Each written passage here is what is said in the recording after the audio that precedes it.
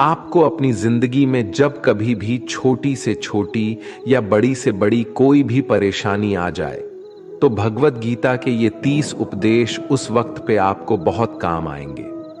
ये पवित्र विचार आपके लिए समझना और उसे अपने जीवन में अनुकरण करना बहुत ही आवश्यक है। और ये 30 उपदेश 30वें से शुरू होकर पहले उपदेश पे समाप्त होगी।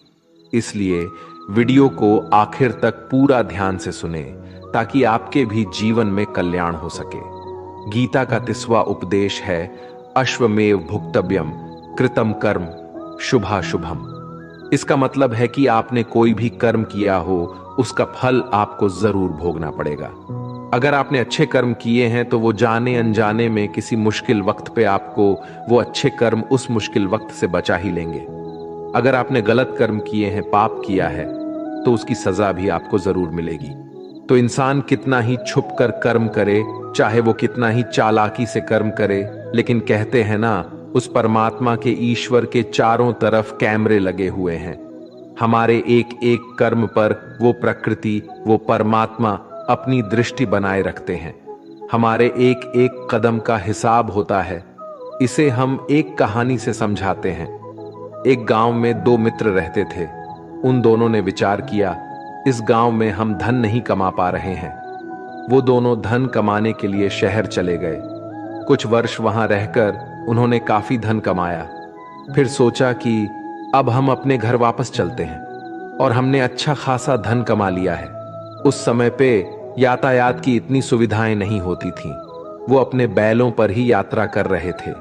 चलते चलते मार्ग में रात हो गए, तो उन्होंने विचार किया कि आज रात हम यहीं विश्राम करते हैं। एक मित्र ने कहा कि मैं यहां पर रहकर धन की रक्षा करता हूं, तुम बाजार जाकर भोजन की व्यवस्था कर लो। जब वो मित्र बाजार गया तो उसके मन में पाप आ गया। उसने सोचा कि इतना पैसा हमने कमा लिया है, अगर मैं इसको यही जंगल में मार दूं तो सारा पैसा मेरा हो जाएगा, नहीं तो मुझे इसका आधा धन इसको देना पड़ेगा।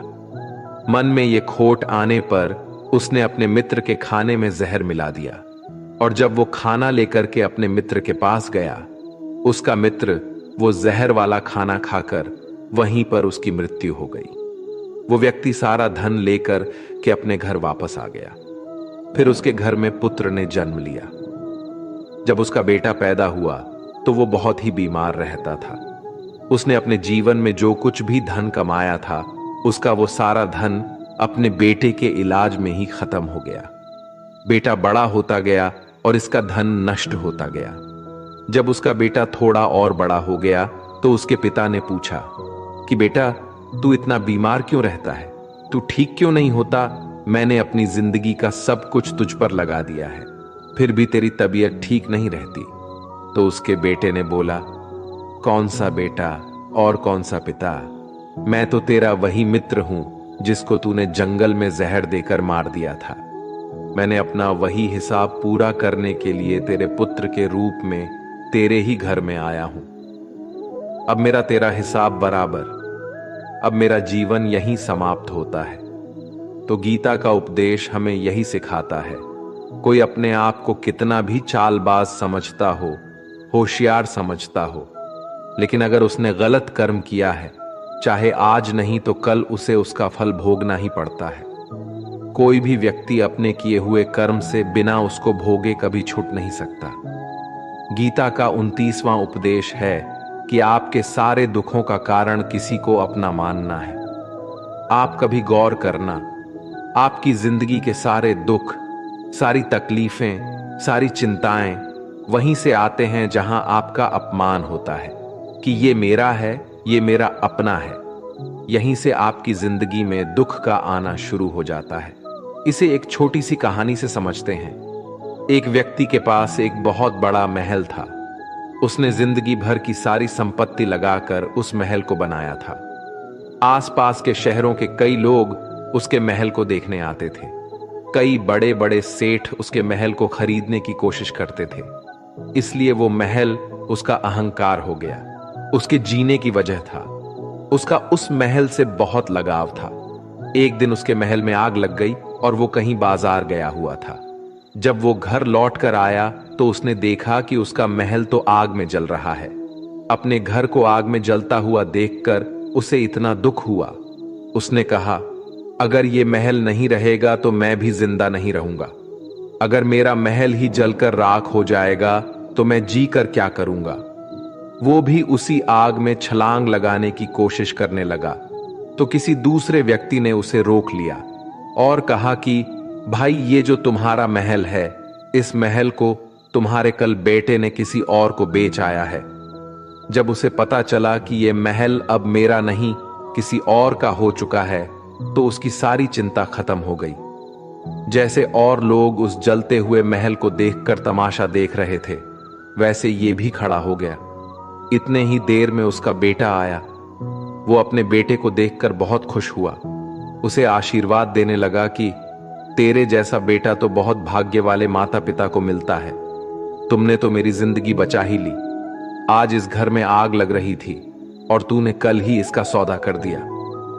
वो अपने पिताजी से कहने लगा कि पिताजी, इस महल के सौदे के लिए बात तो करने गया था, पर सौदा कभी पक्का हुआ ही नहीं है।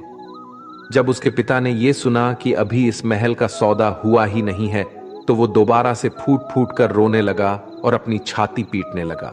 महल वही है, इंसान वही है, लेकिन जब महल मेरा है तब वो दुख भी देता है, खुशी भी देता है।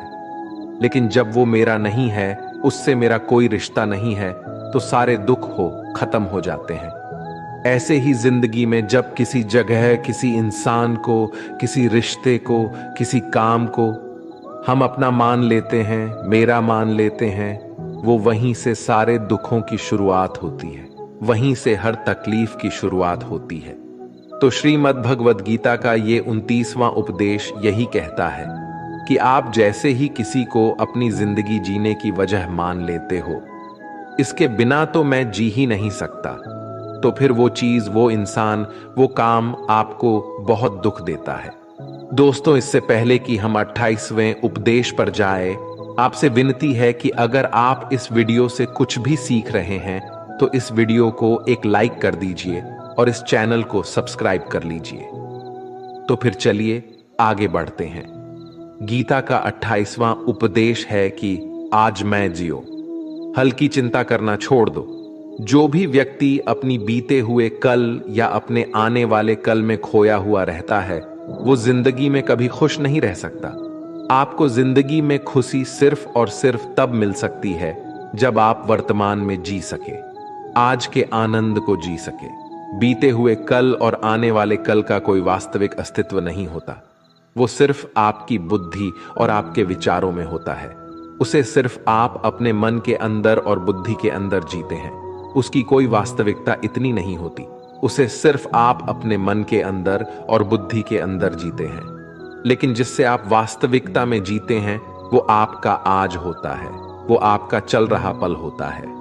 अगर आप अपने मन और बुद्धि को अपने भूतकाल और भविष्य काल में अटका कर रखेंगे तो याद रखना, आप कभी खुश नहीं रह पाएंगे।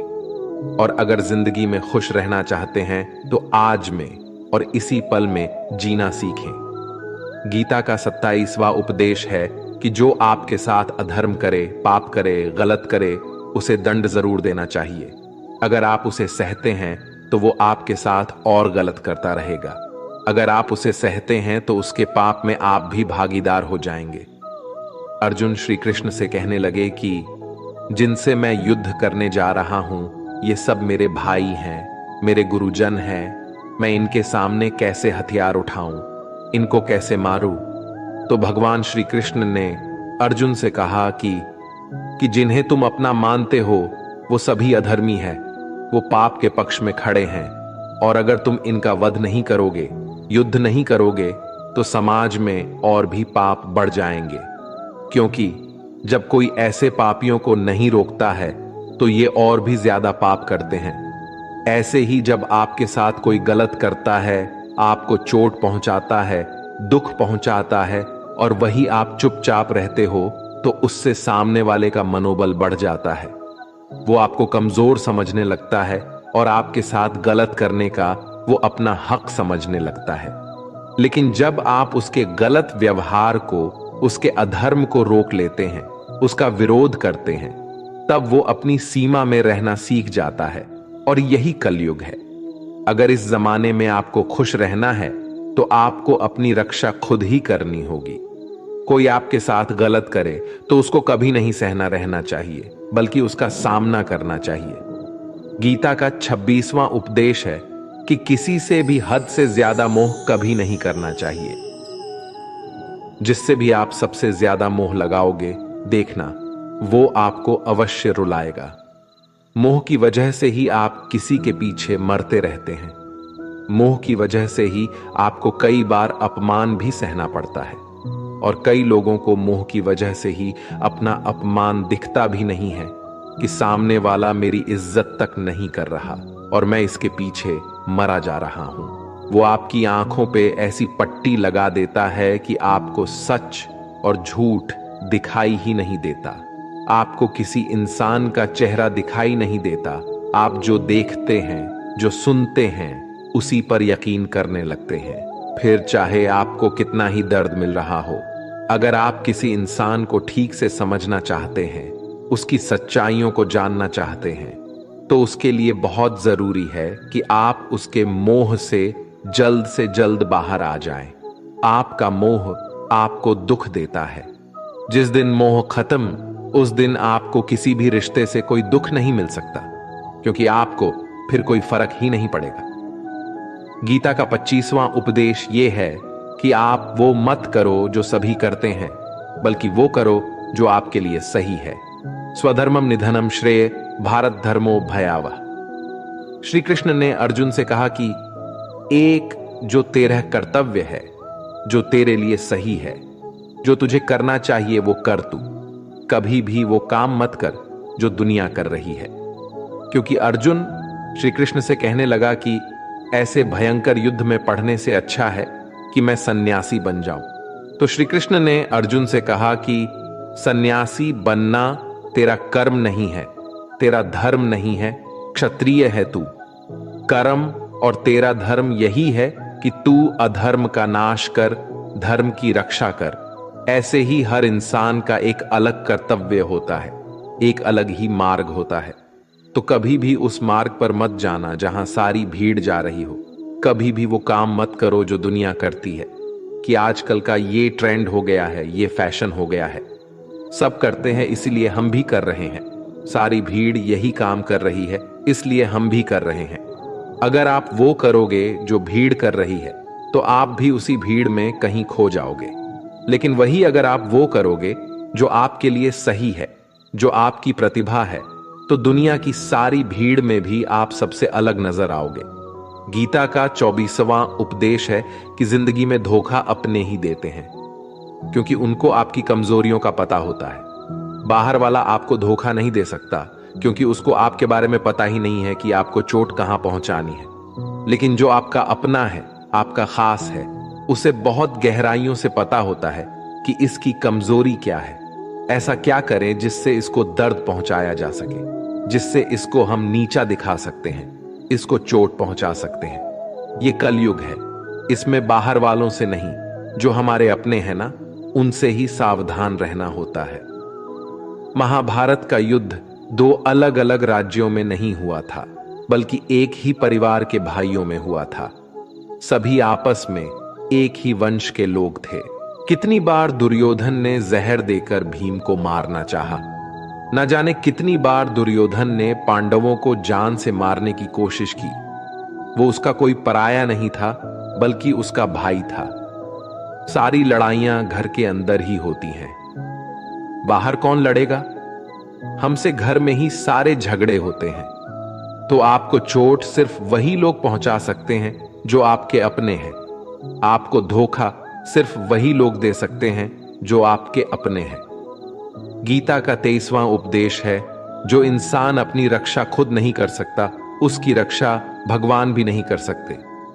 श्री कृष्ण अर्जुन से कहते हैं कि तस्मात् सर्वेषु कालेषु माम नुस्मर युध्य च, यानी कि हे अर्जुन, तू हर काल में मेरा स्मरण करते रहना और युद्ध भी करते रहना।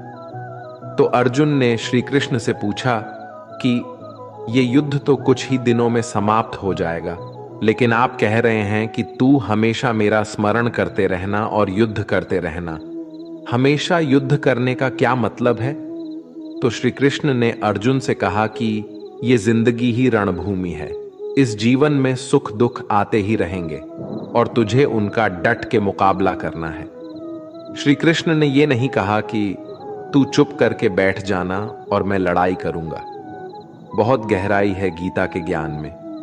हमारे जीवन की डोर भी संभाल के ईश्वर बैठे हुए हैं, लेकिन युद्ध हमें ही करना है। ईश्वर को याद करना है कि हे ईश्वर, मुझे शक्ति देना, मुझे समझ देना, मुझे बुद्धि देना, ताकि मैं अपनी जिंदगी की सारी लड़ाइयां जीत सकूं, मैं जिंदगी में सही मार्ग पर चल सकूं। लेकिन आपको अपनी लड़ाई खुद ही लड़नी पड़ती है। जो लोग ये कहते हैं कि हम कुछ नहीं करेंगे, सभी ईश्वर करेंगे, तो कहते हैं कि आलसी इंसान को देखकर तो भगवान भी घबरा जाता है। ये कुछ नहीं करेगा। भगवान ने बुद्धि दी है, समझ दी है। ईश्वर आपको प्रेरणा देते हैं, शक्ति देते हैं, लेकिन आपको अपनी रक्षा स्वयं ही करनी पड़ेगी। गीता का 22वां उपदेश है कि कोई भी ऐसी गंदी आदत खुद को मत लगने देना जो आपकी जिंदगी को बर्बाद कर दे। कहीं ना कहीं महाभारत का ये युद्ध एक जुआ की आदत की वजह से ही शुरू हुआ था। सारा खेल वहीं से शुरू हुआ था।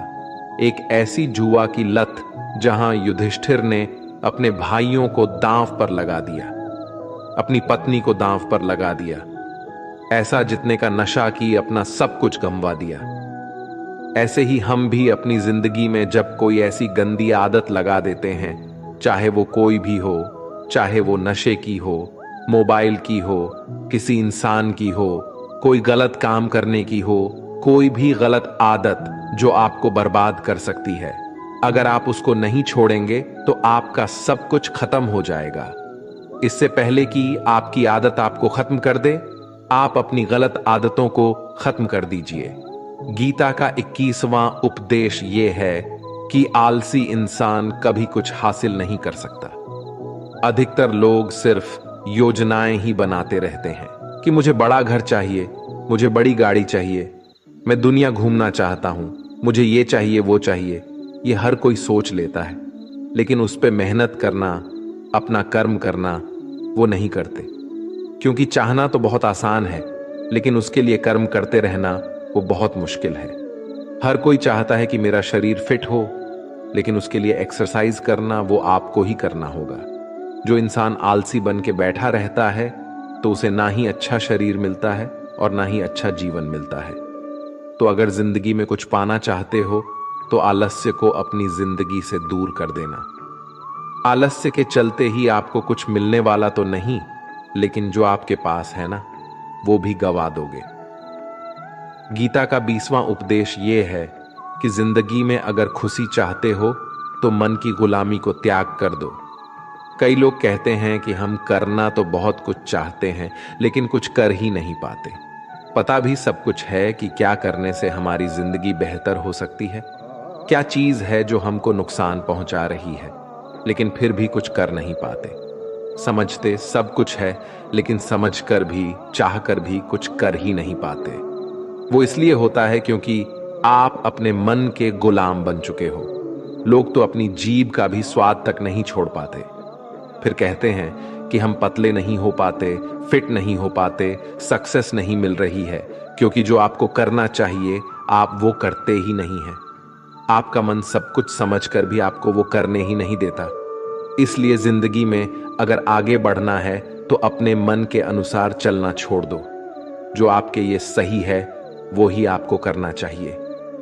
गीता का 19वां उपदेश यह है कि जो आपका है वो आपको मिल के ही रहेगा, और जो नहीं मिला है उसके लिए रोना छोड़ दो। आप जिसके लिए जितना रोगे वो चीज आपसे उतना ही दूर चली जाएगी, और जो चीज आपकी सच में है वो कहीं ना कहीं से आपके पास जरूर पहुंच जाएगी। इसलिए जो आपको जिंदगी में हासिल नहीं हो रहा है, हासिल नहीं हुआ है, उसका पछतावा करना, उसके लिए रोना आपको बिल्कुल बंद कर देना चाहिए। गीता का 18 उपदेश ये है, आप संसार में जितना प्रेम लगाओगे उतना ही जीवन में दुख और पीड़ा का अनुभव करोगे। गीता का 17वां उपदेश यह है कि जिस इंसान को बात बात पर क्रोध आता है, सुख और शांति उसके जीवन में कभी नहीं आ सकते, क्योंकि जो इंसान बहुत ज्यादा क्रोधी होता है उसके सारे मित्र उसे छोड़कर चले जाते हैं। वो अपने मन में भी दर्द में ही जीता रहता है, तकलीफों में जीता है। ज्यादा गुस्सा करके या ज्यादा क्रोध करके जो भी आपके पास है ना, वो आप उसे खो दोगे, और ऐसे इंसान को शांति कभी नहीं मिलने वाली है। इसलिए अपनी जिंदगी में शांति अगर चाहते हो तो बात बात पर गुस्सा करना छोड़ देना चाहिए। गीता का 16वां उपदेश है कि चाहे आप किसी की मदद करें या ना करें, लेकिन जानबूझकर कभी किसी का दिल नहीं दुखाना चाहिए, क्योंकि जब आपकी वजह से किसी का दिल दुखता है ना, तो याद रखना आपको भी वही दर्द एक दिन जरूर मिलेगा। लेकिन जब आप किसी का दिल दुखाते हैं तो आपको भले पता ना चलता हो, लेकिन जब कोई भी आपका दिल दुखाता है तब आपको समझ में आ जाता है कि दिल पर चोट लगने की वजह से कितना दर्द होता है। इसलिए चाहे आप किसी की मदद करो या ना करो, लेकिन किसी का दिल कभी भी नहीं दिखाना चाहिए। गीता का 15वां उपदेश यह है कि जो मुश्किल वक्त में, जो दुख के समय में आपका साथ दे, सिर्फ वही आपका अपना है। बाकी सब अपनेपन का नाटक करने वाले बहुत लोग होते हैं, बड़ी बड़ी बातें करने वाले बहुत लोग होते हैं कि हम आपसे बहुत प्रेम करते हैं, कोई भी दुख हो, कोई भी तकलीफ हो, हमें याद कर लेना। लोग दुख उठाने की बात करते हैं, लोग आने जाने की बात करते हैं, हाथ मिलाना तो ठीक से नहीं जानते और दिल मिलाने की बात करते हैं। जब सच में आपकी जिंदगी में तकलीफ आएगी ना, तब आपको समझ में आ जाएगा कि आपका साथ देने के लिए कौन खड़ा है और कौन भाग गया, क्योंकि उस समय पे सारे लोग भाग जाते हैं, क्योंकि लोगों को पता होता है कि ये व्यक्ति हमारे पास आया तो हमसे मदद ही मांगेगा और वो हमें कुछ दे नहीं पाएगा। लोग आपसे सिर्फ तभी रिश्ता रखते हैं जब आप उन्हें कुछ दे सकते हैं और आपसे उन्हें कुछ फायदा हो सकता है। लेकिन जब लोगों को ये पता चल जाता है, ये समझ में आ जाता है कि उनको आपसे कोई फायदा नहीं होने वाला, बल्कि उनको तो आपकी मदद करनी पड़ेगी, तो वो आपको दूर से ही देखकर भाग जाते हैं। इसलिए जो आपके मुश्किल वक्त में आपके साथ खड़ा हो, सिर्फ वही आपका अपना होता है। बाकी इस दुनिया में सब पराये होते हैं, क्योंकि सिर्फ अपना अपना कह देने से कोई अपना नहीं हो जाता। गीता का 14वां उपदेश है कि जो भी होता है अच्छे के लिए होता है, और जो हो रहा है वो भी अच्छे के लिए ही हो रहा है, और जो आने वाले भविष्य में होगा वो भी अच्छे के लिए ही होगा। वैसे ये बहुत गहरी बात है। कुछ चीजें जिंदगी में ऐसी होती है जो हमें लगता है कि मेरे साथ ही ऐसा क्यों हुआ, मेरे साथ ही होना था ये सब, लेकिन जब वो वक्त गुजर जाता है, एक दिन हमको समझ आ जाता है कि अगर हमारे साथ ये सब नहीं होता तो आज हम इस मुकाम पर नहीं होते। अगर मेरे साथ ये सब नहीं होता तो शायद हमारी जिंदगी और भी बर्बाद हो सकती थी। इसलिए अगर हमें ये समझ में आ जाए कि जिंदगी में जो कुछ भी हो रहा है वो सब अच्छे के लिए ही हो रहा है, तो जीवन में हमेशा खुश रहेंगे। गीता का 13वां उपदेश है कि हर काम को समझदारी से करना ही योग होता है। योगः कर्मसु कौशलम। कई लोग काम तो करते हैं लेकिन उन्हें हासिल कुछ नहीं होता। बहुत लोग कहते हैं कि हम तो मेहनत बहुत करते हैं, तब भी जिंदगी में सफलता हासिल नहीं हो रही है। लेकिन सच्चाई ये है कि बहुत कुछ करने से, बहुत मेहनत करने से आपको सफलता नहीं मिलेगी, लेकिन सही तरीके से, सही समझ के साथ काम करने से आपको जिंदगी में सफलता अवश्य मिलेगी। गीता का 12वां उपदेश है कि कभी भी किसी भी चीज की अति नहीं करनी चाहिए। कोई भी चीज हद से ज्यादा नहीं करना चाहिए। किसी से प्रेम भी हद से ज्यादा मत करना, किसी से नफरत भी हद से ज्यादा नहीं करना। हद से ज्यादा मीठा भी खराब हो जाता है, हद से ज्यादा कड़वा भी खराब हो जाता है, हद से ज्यादा आराम भी आपको बीमार कर सकता है, हद से ज्यादा खाना भी आपको बीमार कर देगा, हद से ज्यादा भूखा रहना भी आपको नुकसान ही पहुंचाएगा। और हद से ज्यादा जागना भी आपको बहुत ज्यादा नुकसान पहुंचाएगा। इसलिए जीवन को संतुलन के साथ जीना चाहिए। जैसे ही आप संतुलन को खो देते हैं, वैसे ही आपके जीवन में कोई ना कोई छोटी या बड़ी दुर्घटना हो जाती है। गीता का 11वां उपदेश है कि जिसे आप सबसे ज्यादा महत्व दोगे, वो आपको कभी महत्व नहीं देंगे। आपने कभी गौर किया है कि आपका अपमान कौन लोग करते हैं कि आप जिसे सबसे ज्यादा, हद से ज्यादा महत्व देते हैं? दूसरों की इज्जत करना अच्छी बात है, पर दूसरों की अगर बहुत ज्यादा इज्जत करेंगे, उनकी नजर में आपकी इज्जत खत्म हो जाती है। इसलिए किसी को भी कभी भी अपना सब कुछ नहीं बनाना चाहिए कि तुम ही मेरे सब कुछ हो। जैसे ही आप किसी को अपना सब कुछ बना लेते हैं, तो आप उसके लिए कुछ भी नहीं रह जाते। इसलिए लोगों को इज्जत उतना ही देना चाहिए जितना वो हजम कर सके। हद से ज्यादा इज्जत देना आपकी ही बेइज्जती करवा सकता है। गीता का 10वां उपदेश है जिसके साथ सत्य और ईश्वर की शक्ति है। चाहे सारी दुनिया उसके खिलाफ ही क्यों ना हो जाए, लेकिन अंत में जीत उसी की होती है। श्रीमद् भगवद गीता में कुल 700 श्लोक है और 18 अध्याय हैं। गीता का आखिरी श्लोक है, यत्र योगेश्वरः कृष्णो यत्र पार्थो धनुर्धरः तत्र सिरिरः विजय और भूति विधवाणी फिर मतिर्ममः। धृतराष्ट्र बार बार संजय से पूछता था कि बताओ, युद्ध में कौन जीत रहा है, कौन हार रहा है, क्योंकि उसे विश्वास था कि भीष्म पितामह मेरे पक्ष में है, गुरु द्रोणाचार्य मेरे पक्ष में है और यहां तक कि कर्ण भी मेरे पक्ष में है, तो भला हमें कौन हरा सकता है। लेकिन संजय ने धृतराष्ट्र को कहा कि जहां ईश्वर है वहीं पर सकते हैं और हमेशा वहीं जीत होती है। चाहे आपके पास कितनी भी शक्ति क्यों ना हो, लेकिन सत्य और ईश्वर जिसके लिए खड़े हो जाए, उसे दुनिया में कोई भी नहीं हरा सकता। गीता का 9वां उपदेश है कि किसी पर भी आंखें बंद करके भरोसा नहीं करना चाहिए। जैसे महाभारत की कथा में दुर्योधन ने कितनी बार षड्यंत्र करके पांडवों को मारने की कोशिश की, आग में जलाने की कोशिश की, पर वो धर्म पर चलने वाले लोग बार बार उसकी बातों में आ गए। ये बात और है कि ईश्वर उनकी रक्षा कर रहे थे, पर जिसे वो अपना भाई समझ रहे थे, जिससे वो अपना सगा समझ रहे थे, जिस पे वो भरोसा कर रहे थे, वही उनकी मृत्यु करवाना चाहता था। इसलिए भरोसा करते समय अपनी आंखें जरूर खुली रखनी चाहिए। गीता का 8वां उपदेश है कि जीवन में वैसे तो लड़ाई झगड़े से बचना चाहिए, लेकिन जब बात आपके चरित्र, सम्मान और अधिकार की हो, तो लड़ना भी चाहिए। अर्जुन भी महाभारत का युद्ध करना नहीं चाहते थे, क्योंकि सामने उसके अपने खड़े थे।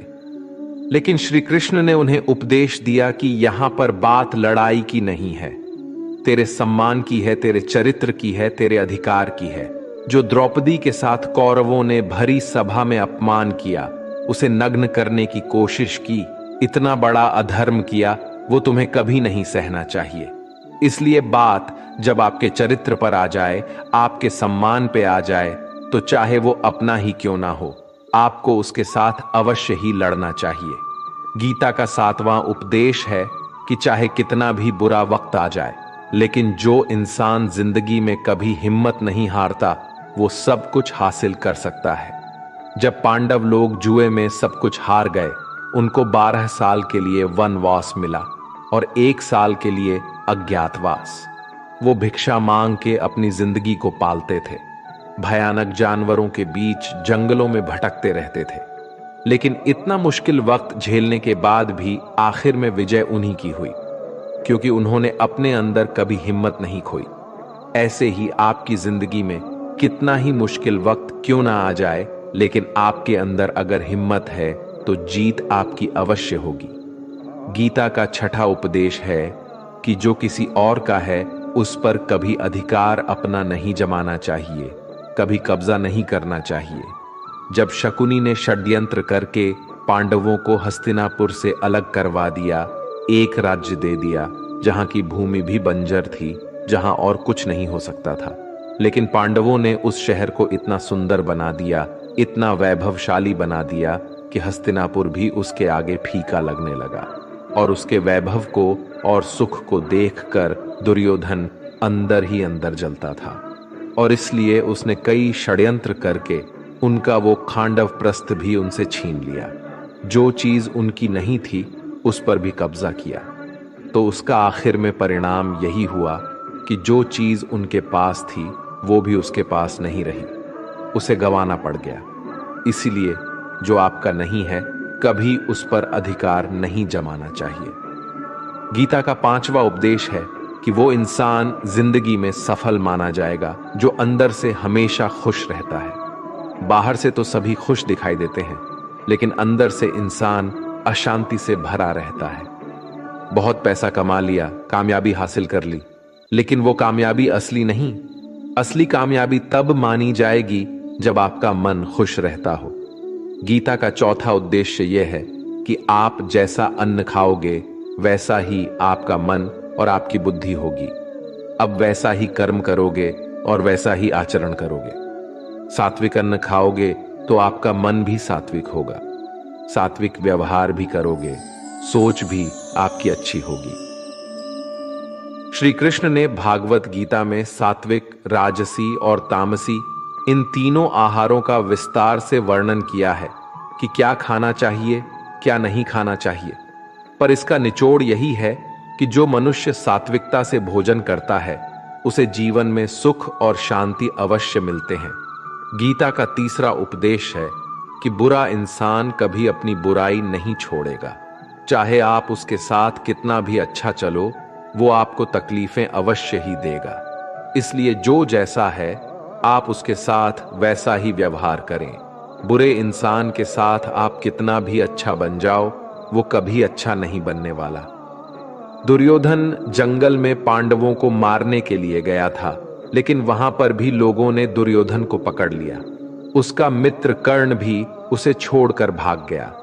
वो भील दुर्योधन को मार देना चाहते थे, लेकिन युधिष्ठिर अपने भाई की रक्षा करने के लिए वहां पहुंच गया और उसके जीवन की रक्षा की। लेकिन उसके बाद क्या हुआ? वो हमेशा पांडवों को नुकसान ही करता रहा। इसलिए अगर कोई इंसान बुरा है, उसके साथ आप ज्यादा अच्छा बनने की कोशिश ना करो। जो जैसा है उसके साथ वैसा ही व्यवहार करो। गीता का 2रा उपदेश है कि मृत्यु से डरना व्यर्थ है। हर व्यक्ति के मन में मृत्यु का भय होता है। इस संसार का जब से निर्माण हुआ है तब से जन्म मृत्यु का चक्र चला आ रहा है। यह प्रकृति का नियम है। इस सत्य को स्वीकार करके भय मुक्त होकर आज में जीना चाहिए। किसी को भी आने वाले पल के बारे में कुछ नहीं पता होता, लेकिन इस संशय में भयभीत रहने से जीवन नहीं दिया जा सकता। गीता का पहला उपदेश है कि जो इंसान अपने कर्मों को समय पर खत्म नहीं करता, समय की कद्र नहीं करता, उसकी जिंदगी का सारा समय व्यर्थ ही समाप्त हो जाता है, क्योंकि समय ही आपका जीवन है। अगर आप अपने समय को व्यर्थ में नष्ट करते रहेंगे और उसे गवाह देंगे तो आपको जीवन में कुछ भी हासिल नहीं होगा। अगर कुछ जिंदगी में पाना चाहते हैं तो समय की कदर अवश्य करना सीखो। जो भी व्यक्ति गीता के इन 30 उपदेशों को रोज सुनेगा, समझेगा, तो जिंदगी की कितनी भी मुश्किल से मुश्किल घड़ी क्यों ना आ जाए, उसे ऐसे मुश्किल वक्त में भी रास्ता अवश्य मिलेगा। दोस्तों, अगर आपने इस वीडियो से कुछ भी सीखा हो तो इस वीडियो को एक लाइक कर दीजिए और कमेंट में जय श्री राधे कृष्णा अवश्य लिखिए। और इस चैनल पर नए हैं तो चैनल को सब्सक्राइब करके नोटिफिकेशन बेल आइकॉन को ऑल पर सेलेक्ट कर लीजिए। धन्यवाद। जय श्री कृष्णा।